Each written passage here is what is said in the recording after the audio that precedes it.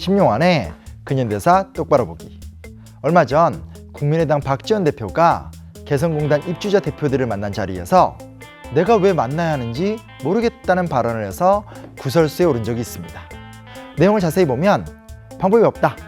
야당 입장에서 할 수 있는 것이 도무지 없다. 이런 대화였습니다. 어떻게 갑자기 쫓겨난 사람들이 하소연을 하고 도움을 요청해봤자 문제가 해결될 수 있는 길이 이렇게도 없다는 건지 참으로 고통스럽습니다. 더구나 이번 경우는 정부의 정치적 선택에 의해서 멀쩡하던 사람들이 피해를 보았고 피해 업체와 사람들이 넘쳐남에도 조금씩 잊혀져 버린다는 사실이 너무나도 답답합니다. 우리는 이 상황을 어떻게 해야 해결할 수 있을까요? 오늘의 주제는 남북관계를 개선한 유일한 길, 6.15 남북공동선언 편입니다.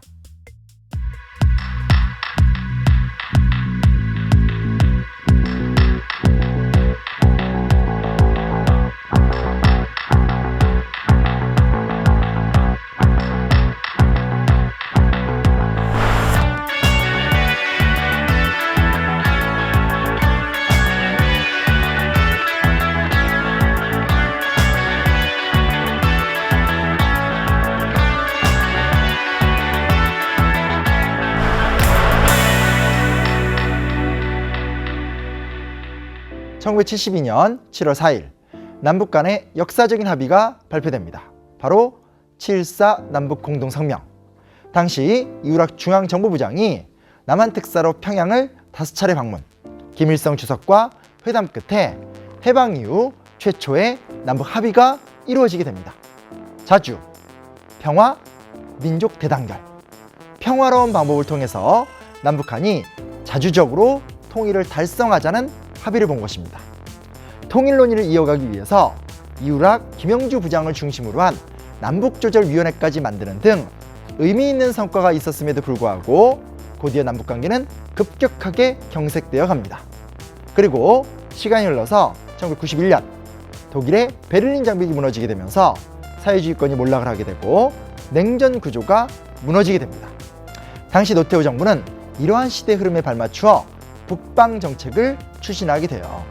1990년에는 소련과 수교, 1992년에는 중국과 수교를 하면서 동아시아 외교의 틀을 근본적으로 바꾸게 됩니다. 그리고 이 과정 중에 북한과 수차례 남북 고위급 회담을 진행하게 되고요. 장차관, 장성급의 회담인데 결국 1991년 남북기본합의서라는 남북한 관계에 관련된 포괄적인 합의서를 만들게 됩니다. 1973년에 가장 기초적인 세계항에서 합의를 보았다면 18년 만에 통일을 향한 구체적인 내용 합의를 보는 거죠.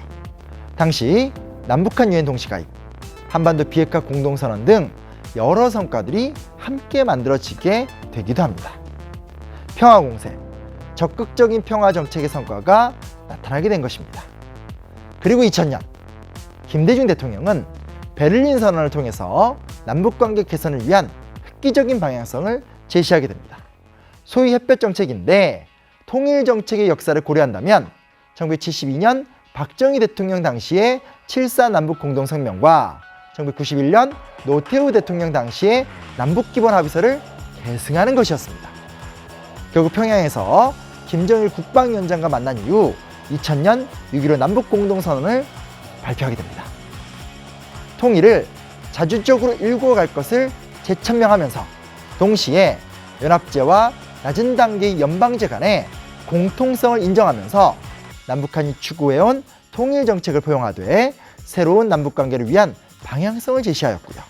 그리고 선언 이후 남북관계는 극적인 행보를 보이게 됩니다. 금강산 관광이 실시되었고 개성공단이 만들어졌습니다. 또한 경의선 복구 작업이 진행되어서 현재 운행을 하진 않지만 서울에서 평양을 거쳐서 스페인까지 갈 수 있는 육로를 열었습니다. 결국 이 흐름은 노무현 정부에도 이어져서 14 공동선언을 통한 개성공단 확대, 즉 해주공단 등을 만들어서 황해도 전체를 경제특구로 만들거나 백두산 내륙관광 같은 것들이 제한되는 등 보다 막대한 남북교류의 가능성을 열어주었습니다. 심지어 보수 정권에서 주장했던 DMZ 평화공원이라든지 동해를 중심으로 한 새로운 남북교류 같은 방법들도 사실상 6.15 공동선언의 연장선상에서 이어진 상상력들입니다. 통일이라는 말이 부담스러울지 모르겠습니다. 현실적인 위협이나 문제들에 대해서도 경계를 늦춰서는 안 되겠습니다. 하지만 결국 세상의 모든 위기를 이겨내는 힘은 총칼과 같은 무기가 아니라 평화를 구체적으로 일궈낼 수 있는 외교적인 역량입니다. 김대중 대통령이 보여준 길, 그것은 민주화를 넘어 위대하고 강력한 통일한국의 비전이었습니다. 개성공단을 잊지 맙시다. 우리의 개성공단은 통일을 향한 새로운 시작일 것입니다.